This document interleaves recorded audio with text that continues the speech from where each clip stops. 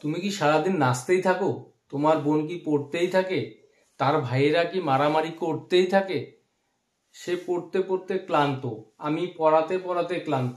তো আজকের ক্লাসে এই জাতীয় সেন্টেন্সগুলোকে কিভাবে ইংরেজিতে বলতে হয় সেটা শিখিয়ে দিব। তো মনোযোগ সহকারে ক্লাসটি প্রথম থেকে শেষ পর্যন্ত দেখার চেষ্টা করবে। আর যারা আমার এই ক্লাসে নতুন তাদের উদ্দেশ্যে বলবো, অবশ্যই তোমরা চ্যানেলটিকে সাবস্ক্রাইব করে রাখবে, যাতে পরবর্তীতে এই ক্লাসগুলো আমি তোমাদের মধ্যে পৌঁছে দিতে পারি। তো যেই সেন্টেন্সগুলোর কথা শুরুতেই বললাম যে সে কি বলতেই থাকে, মানে কথা বলা শুরু করলে বলতেই থাকে, তুমি কি নাচতেই থাকো।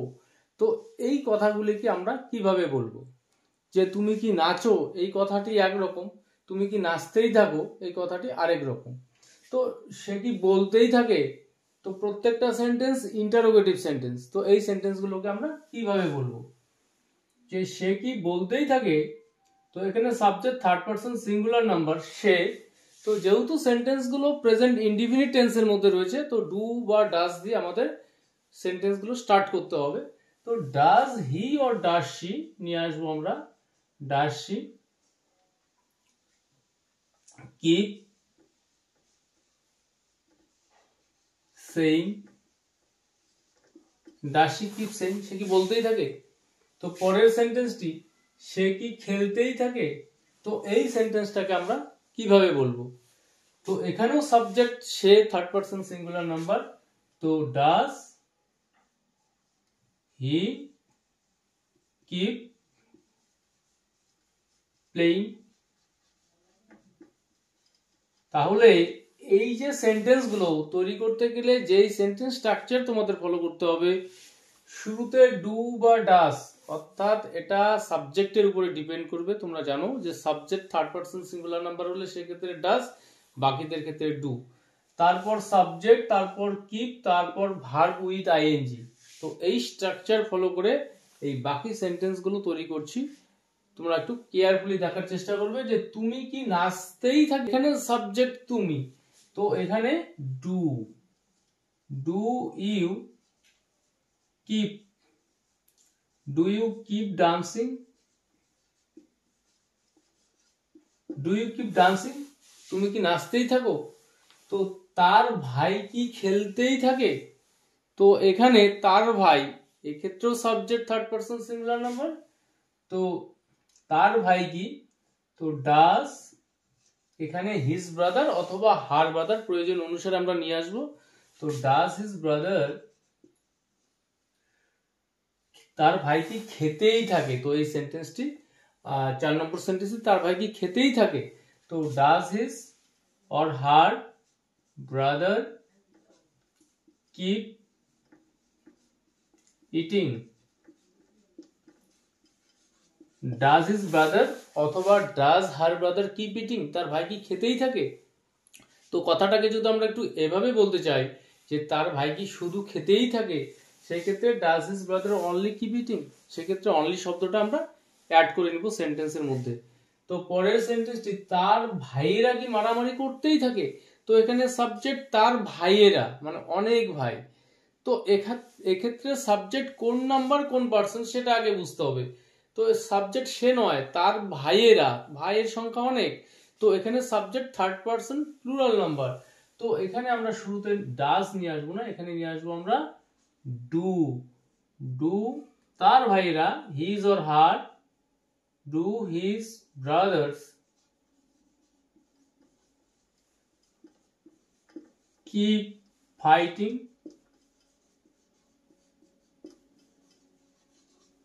Do his brothers keep fighting বা do her brothers keep fighting, তার ভাইরা কি মারামারি করতেই থাকে। তো এখানে যদি একজন ভাই হতো, তার ভাই কি, সেক্ষেত্রে ডাজ হিজ ব্রাদার। বাট যেহেতু ভাইয়ের সংখ্যা অনেক, থার্ড পারসন প্লুরাল নাম্বার, তো সেন্টেন্সটা আমরা শুরু করব ডু দিয়ে। তো তোমার মা কি বকতেই থাকে, তোমার মা কি সবসময় বকতেই থাকে বা বকতেই থাকে। তো এক্ষেত্রে তোমার মা third person singular number. Does your mother keep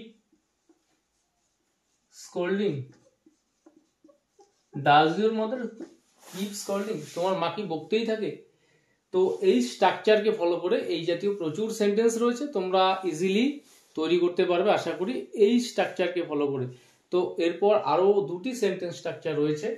তো নেক্সট সেন্টেন্স, আমি বলতে বলতে ক্লান্ত। তো আমি পড়াতে পড়াতে ক্লান্ত, মানে আর পারছি না। তো এই কথাগুলিকে আমরা কিভাবে বলবো? যে আমি বলতে বলতে ক্লান্ত, এই সেন্টেন্সটাকে আমরা বলবো I am tired of telling. I am tired of telling, আমি বলতে বলতে ক্লান্ত। আমি পড়াতে পড়াতে ক্লান্ত, সেক্ষেত্রে I am tired of teaching. I am tired of teaching. তো এই যে স্ট্রাকচারটি রয়েছে, শুরুতে সাবজেক্ট, তারপর নিয়ে আসবো আমরা বিভার্ব, তারপর টায়ার্ড অফ, তারপর ভার্বের আইএনজি। তো নেক্সট সেন্টেন্সটি, সে রান্না করতে করতে ক্লান্ত। এখানে সাবজেক্ট সে, তো হি অর শি। তো এখানে যেহেতু সাবজেক্ট আলাদা, তো বিভার্ব চেঞ্জ হয়ে আসবে থার্ড পারসন সিঙ্গুলার নাম্বারের ক্ষেত্রে। Is, she is tired of, cooking. সে রান্না করতে করতে ব্যস্ত। তারা খেলতে খেলতে ক্লান্ত, সে রান্না করতে করতে ক্লান্ত, তারা খেলতে খেলতে ক্লান্ত। সেক্ষেত্রে সাবজেক্ট তারা, দে আর টায়ার্ড অফ প্লেইং। তারা খেলতে খেলতে ক্লান্ত, দে আর টায়ার্ড অফ প্লেইং। তো নেক্সট আরো একটি সেন্টেন্স স্ট্রাকচার রয়েছে, সে দেখতে দেখতে ছবিটি এঁকে ফেললো। আমার ভাই দেখতে দেখতে বড় হয়ে গেল। তারা দেখতে দেখতে বাড়িটা বানিয়ে ফেললো, মানে সময়টা বেশি লাগেনি এমন মনে হয়।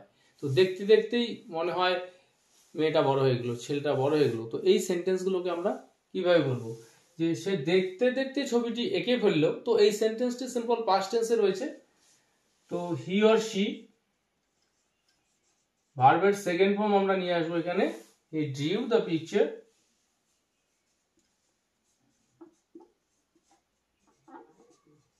in no time.